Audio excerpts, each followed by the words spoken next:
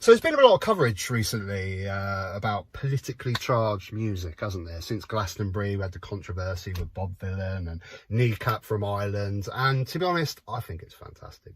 I think it's fantastic this stuff is getting coverage.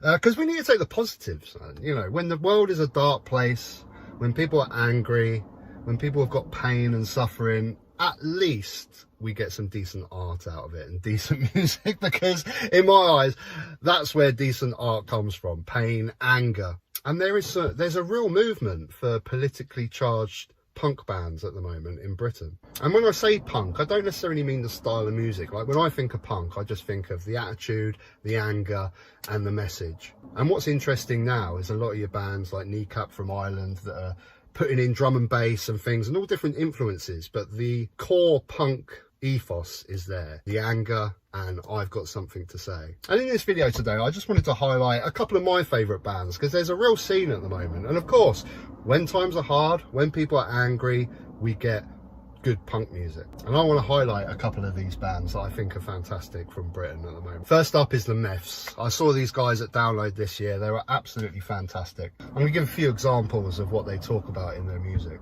In my personal favourite song, Clowns, they're just showing their pure anger and frustration how endless governments have completely destroyed this country.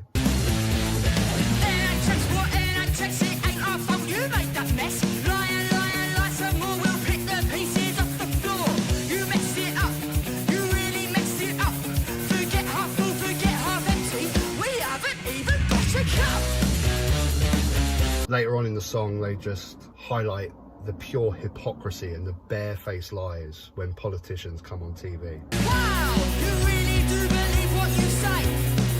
You really do believe we're doing okay. You're not a leader, you're a power-hungry waste. Every time I hear you, you leave a dirty taste.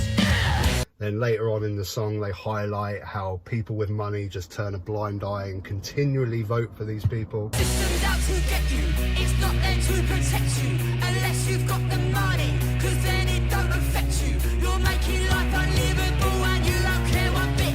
When we're sick and we're tired and we'll call you out for it. But in other tracks, like Death Wish, they talk about internet trolling. You're a brave boy, real brave boy, are you now? Got something on your mind, but I say it, don't care how. That little screen that you sit behind took away your manners, thought you right unkind. I really do love these guys. They're one of my favourite bands at the moment. And if you want to give them support, go check them out. I'll put the link down to Spotify down below. And the other band I want to talk about is Brighton's very own Lambrini Girls. Now, these girls are awesome. They've got so much energy. One of my favourite one of their songs is God's Country, where they talk about the obsession of empire and nationalism. Oh, hell, God's country.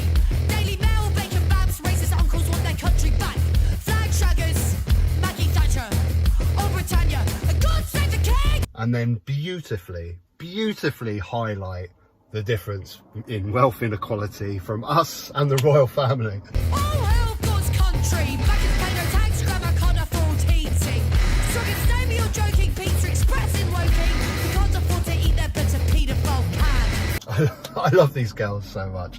And this is the thing with art, that it can do something that just putting out a statement can't. You know, I can sit here and do a video about the wealth inequality between us and the royal family. But when you listen to something like that, where it's so beautifully poetically put, I think the message holds so much more weight. Also, on the beautifully named track, Big Dick Energy, they talk about constantly being pestered by sexually charged men. Big dick energy, big dick energy. I'm one of the nice guys, so why won't you have sex with me? They also delve into themes of women's safety. I get a lot of Sarah Everard vibes from this song, where they're showing their frustrations of just not being able to walk home in safety. Big dick energy. Should I be the one crossing the street because I'm scared of the man right behind me? He really thinks he's big. Big dick energy.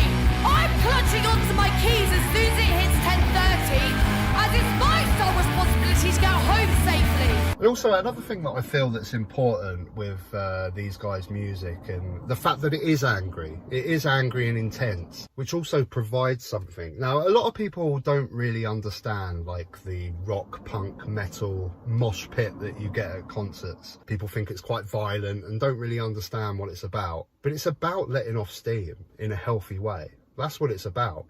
Kids are angry, people are angry, people need to let off steam. And there's healthy ways of doing it. Some people go to the gym, some people do martial arts, or some people go and see a political punk band, let out their anger, jump around with people that feel the same as them and feel that energy and let off some steam in a healthy way. And that's what these guys are doing, which is far more positive than certain ways that some people let off steam. Football violence on a Saturday, teaming up with Tommy Robinson to go throw stuff at hotels with asylum seekers. We all have to let off steam, and this is a positive way to let off steam and show our anger. Hope you enjoyed the video, folks. Till next time, take care.